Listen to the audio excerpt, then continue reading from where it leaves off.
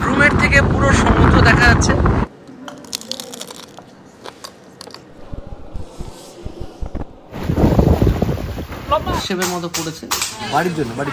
মামার স্কুলে ছুটি পড়ে গেছে, তাই আমরা বেরিয়ে পড়েছি ছুটি কাটাতে।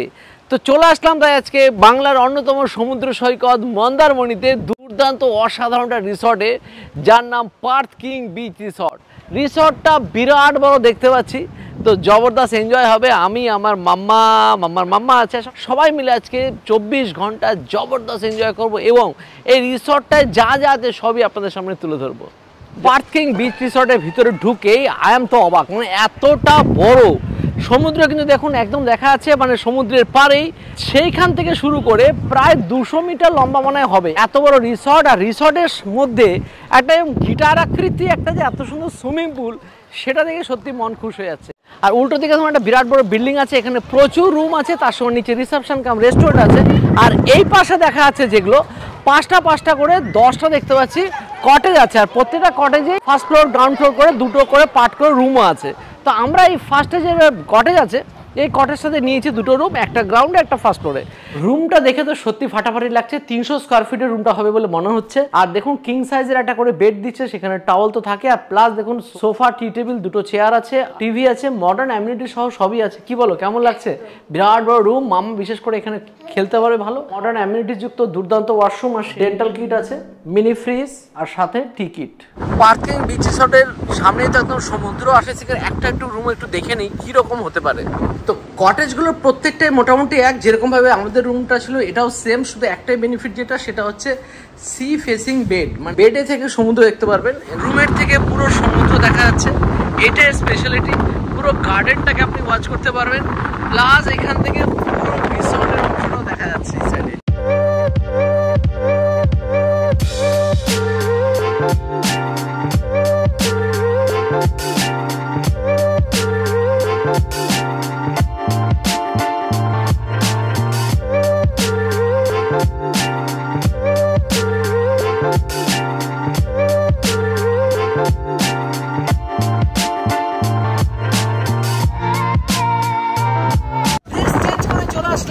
গিটারে মানে গিটার নামক সুইমিং পুলে নেমে দেখে এই সাইডে দেখতে পাচ্ছি পুরো লম্বা করে বাচ্চাদের জন্য যে ব্যাপারটা আছে সেটা কিন্তু অনেক বড়। ওই কোণ থেকে আপনি বেশ ভালো, একটু আগে সাঁতার দিয়ে হয়ে গেল। জল যেরকম ক্লিন, সাঁতার কেটেও সেই মজা ছিল নে বড়। হ্যাঁ দেখেছো, ওই হচ্ছে পুকুর এপার ওপার পার করা সাঁতারু। কি খেলা দেখাচ্ছ তুমি? সুইমিং পুলে অনেকক্ষণ ঝাপাঝাপির পরে এখন যাচ্ছি আমরা এখন সমুদ্রের ধারে। এখন জোয়ার এসেছে, রিসর্ট যেখানে শেষ সেখান থেকে সমুদ্র শুরু, মানে দেখুন একদম সামনে সমুদ্র। এখন সমুদ্রের পাড়ে গিয়ে একটু ঝাপাঝাপি করা যায়। ওরে বাপরে বাপ, সমুদ্র তো এখন উতাল পাতাল বিট্টু, সমুদ্র উতাল, ডেঞ্জারাস অবস্থা। ওরে বাপরে বাপ, রিসর্টের সিঁড়িতে এসে জল ধাক্কা খাচ্ছে, কি অবস্থা, পুরো জোয়ার রে জোয়ার, পুরো জোয়ার। জল কোথায় চলে এসছে, আর যখন ভাটা হয় তখন জল কোথায় চলে যায়।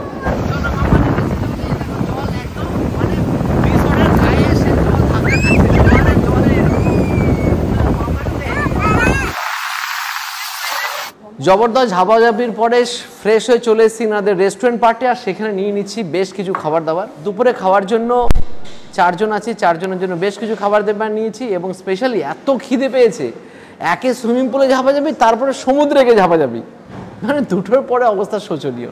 যা যা খাবার দাবার নিয়েছি তা মোটামুটি সাজিয়ে নিয়েছি সব সামনেই, এবার তার পরিমাণটাও কম না, কিন্তু কোনো খাবারই দুটো করে নেয়নি, সবাই মোটামুটি ভাগযোগ করে খাওয়া বলে বিভিন্ন রকম পদ নিয়ে নিয়েছি। কী কী নিয়েছি সেটা চলুন দেখে নিই আগে।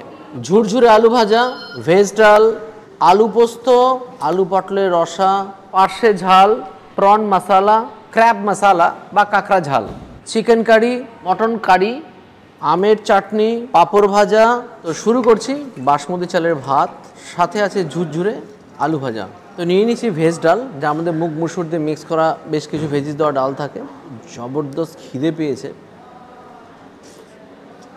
ডাল যেরকম হয় সেরকমই ঝুরঝুরে আলু ভাজা,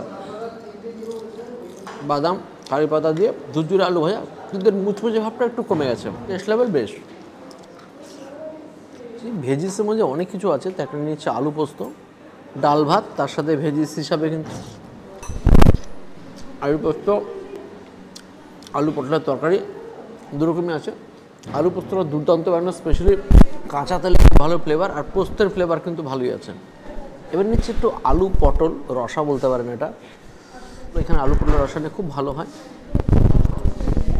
টমেটো টক দই দিয়ে কষিয়ে বানানো পটল ভাজা, পটল ভেজে বানানো নাম্বার 1। অবশ্যই এখানে আসলে কিন্তু এটা কিন্তু ট্রাই করতেই পারেন, আলু পটলের রসাটা। এটা একটা জবরদস্ত আইটেম। এখানে চিংড়ি মশলা, চিংড়ি এখানে বিভিন্ন রকম পদ পাওয়া যায়, চিংড়ি মালাইকারি থেকে শুরু করে অনেক রকম কিছু পাওয়া যায়। আমরা নিচে চিংড়ি মশলা, সেখানে কড়াইশুঁটি দেখতে পাচ্ছি আছে, বিনস আছে, যে একটু অন্যরকমভাবে বানানো চিংড়ি মশলা। এত ভালো খেতে, স্পেশালি অনেকবার আমি চিংড়ি খেয়েছি, কিন্তু কড়াইশুঁটি, বিনস, কাঁচা লঙ্কা দিয়ে এরকম পদ আমি কখনো খাইনি। একটু স্পাইসি, এটা খেতে বেশ ভালো, দুর্দান্ত। বেশ কয়েক রকম মাছ নিয়েছি, তার মধ্যে চিংড়ি তো দেখালাম, তাছাড়াও নিচ্ছি পার্শে মাছ। পার্শে মাছটা দেখুন 2 পিস করে মাছ দেওয়া হচ্ছে এখানে। মাছগুলোর সাইজ কিন্তু একদম স্ট্যান্ডার্ড। পার্শে মাছগুলোর যা সাইজ, পুরো পাকা পার্শে, পাকা পার্শে যেরকম সাইজ হয়, যেরকম টেস্ট হয়, ঠিক সেরকমই। আর সঙ্গে পার্শের যে গ্রেভিটা বানিয়েছে, টক দই, টমেটো, সর্ষে দিয়ে পার্শের ঝাল, প্রত্যেকটা মাছ এখানে কিন্তু বেশ। আর স্পেশালি আমি বলবো সমুদ্রের ধারে আসলে সামুদ্রিক মাছ বা আশেপাশে ভেরির মাছ খাওয়াই ভালো। এবার নিয়ে নিচ্ছি কাঁকড়া।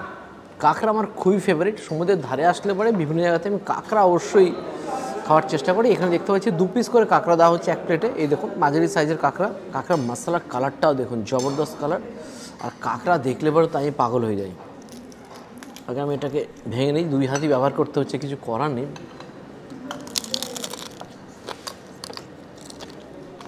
ভাই কাঁকড়া হতো ऐसा, অসাধারণ স্বাদ, একদম ফ্রেশ কালার দেখুন, সাদা ধবধবে, আর রান্নাটাও সেরকম হয়েছে। এরকম কাঁকড়া 2-3টা খেয়ে নেওয়া কোনো ব্যাপারই না। তবে হ্যাঁ, সবাইকে যেটা বলি, শরীরে কোনো প্রবলেম থাকলে, কাঁকড়া খাওয়া নিষেধ থাকলে জোর করে মোটেও খাবেন না। যিনি রান্না করেছেন শেফের সাথে একটু কথা বলি। দাদা, কাঁকড়াটা যে রান্না করেছেন না, দুর্দান্ত। মানে আপনার হাতকে চুমু খেতে ইচ্ছা করছে, এত সুন্দর রান্না শিখলেন কী করে, মানে এত রান্না করছেন কী করে, দুর্দান্ত দুর্দান্ত, ফাটাফাটি। Thank you. জবরদস্তি কাঁকড়া খাওয়াটা শেষ করি।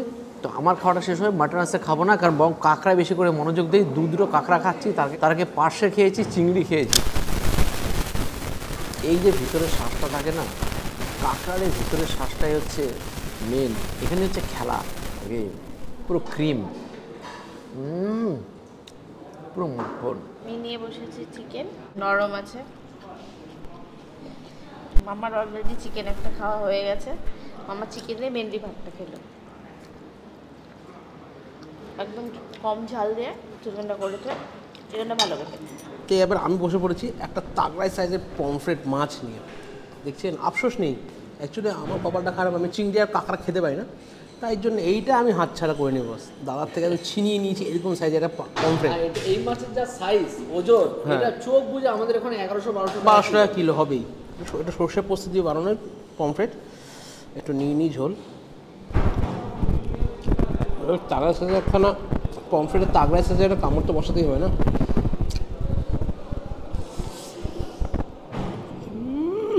মুখের অবস্থা খারাপ, আপনারা এইভাবে খেতে যাবেন না, নরমভাবে খাবেন, ভদ্রভাবে খাবেন। দেখুন, পরিষ্কার কথা, রিল্যাক্স করতে এসেছেন, রিল্যাক্স করবেন যেরকম ইচ্ছা, কোনো স্টাইল নয়, কোনো অ্যাটিটিউড নয়। হাত দিয়ে মেখে চেকে খান, যেভাবে ঘরে খান। রিল্যাক্স করতে এসেছেন, রিল্যাক্স করুন, অত কিছু ভাবলে হবে না যে কে দেখছে বা কিছু করছে। যেরকম আমি করছি। ওরে, এখানে এসে মটন খাওয়ার কিন্তু আলাদা মজা। এর আগে যতবার এসেছি মটন কষাটা কোনোদিন বাদ দিইনি আমরা।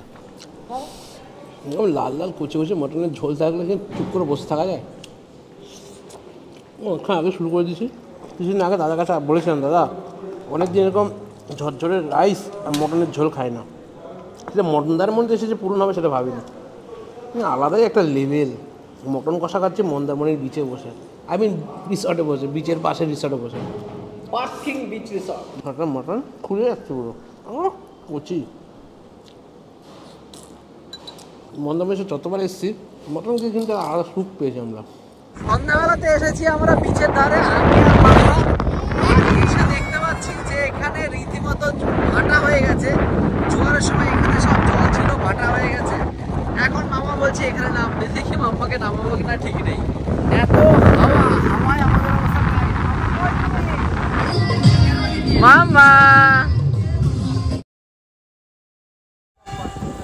সন্ধ্যাবেলাতে চলে আসলাম মন্দারমণির মার্কেটে, মানে বলা যেতে পারে মা মনসা মন্দিরের সামনে, এবং সামনে যে মার্কেট আছে সে মার্কেটে গিয়ে কিনি এবং আমার জন্য কিছু কেনাকাটি। মন্দারমণির মার্কেট আছে, এখানে একটি ড্রাই ফ্রুটসের কোনো দোকান আছে, এখানে রোস্টেড কিছু আমরা কাজু নিয়ে এলাম বাড়িতে নিয়ে যাওয়ার জন্য, বাড়ির জন্য। সন্ধ্যাবেলাতে আমরা কিছু স্ন্যাক্স নিয়ে নিয়েছি, যেরকম এখানে নিয়ে নিয়েছি কাটলেট আছে, এটা চিকেন কাটলেট আছে, তার সাথে আছে রেশমি কাবাব আছে, আর একটা আমরা বলেছি সেটা এখনো দেশে পৌঁছায়নি। তার সাথে বলবো মামা তাড়াতাড়ি শুয়ে পড়বে, তার জন্য মামার খাবারটা আমরা রুমে এখনই তাড়াতাড়ি নিয়ে নিয়েছি, ভাত, চিকেন আর আলু ভাজা, মামার প্রিয় খাবারই নিয়ে নিয়েছি। মামাকে এখন ওর মা খাওয়াবে। আর সবচেয়ে যেটা ভালো লাগছে, যেটা প্রত্যেকটা খাবার এখানে দেখুন সুন্দরভাবে র্যাপিং করে পাঠানো, যাতে কোনো রকম বাইরের ধুলোবালি না আসে। তো এখানে দেখুন আছে কাটলেট আর চিকেন কাটলেট, এটা বলে এটা নাকি এখানে খুব ভালো হয়, হ্যাঁ মানে একদম হার্ট শেপের মতো করেছে। আর সাথে আছে সেজওয়ান সস,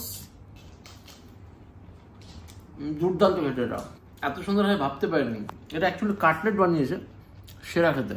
রেশমি কাবাব একদম মালাই মালাই নরম, একদম জবরদস্ত কাবাব। আর সেটা খাওয়ার জন্য হচ্ছে গ্রিন চাটনি, বাম্পার। নেক্সট ডে মর্নিং, একদম জবরদস্ত ওয়েদার, পুরো রেনি ওয়েদার, তার মধ্যে সকাল সকাল চলে আসলাম আমরা রেস্টুরেন্ট পার্টে, যেখানে কমপ্লিমেন্টারি ব্রেকফাস্ট দেওয়া হচ্ছে, ব্রেকফাস্ট বুফে।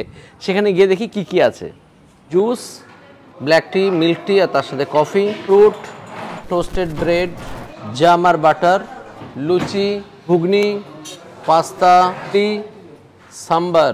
এখানে আনলিমিটেড ব্রেকফাস্ট, যেটা সবচেয়ে ভালো লাগে যে পার্কিং বিচ রিসোর্টে আসলে এটাই সবচেয়ে বড় সুবিধা, যেখানে আপনি আনলিমিটেড ব্রেকফাস্ট খান, আর প্রচুর আইটেম, সবই অল্প অল্প করে নিয়েছি প্রথমে, লাগলে তারপরে তো আনলিমিটেড ব্যবস্থা আছেই। শুরু করছি পুরি দিয়ে, পুরি প্রথমে একটাই এনেছি, পুরি লুচি যেটাই বলুন না কেন, সঙ্গে ঘুগনি আছে, হালকা করে বানানো ঘুগনি,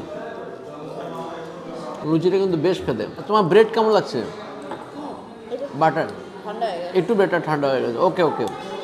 ওরা কন্টিনিউয়াসলি রিফিল করে যাচ্ছে, আর এসির মধ্যে তো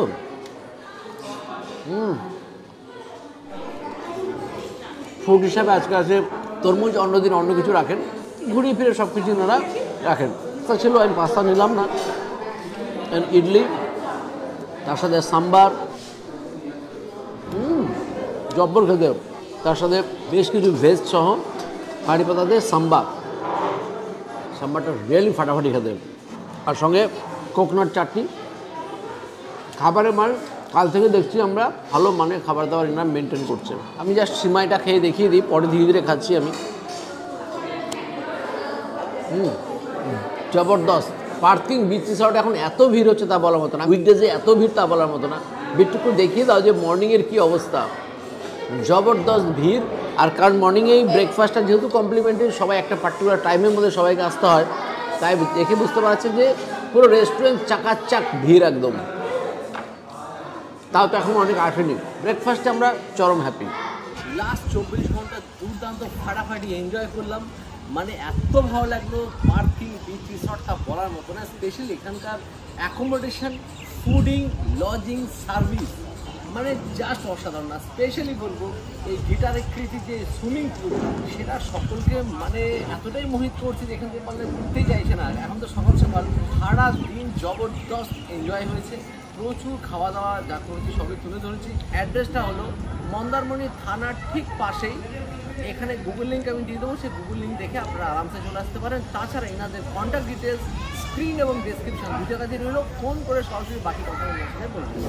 আজ এর দিন হলো, নেক্সট দিন দেখা হবে নতুন করে। বাই।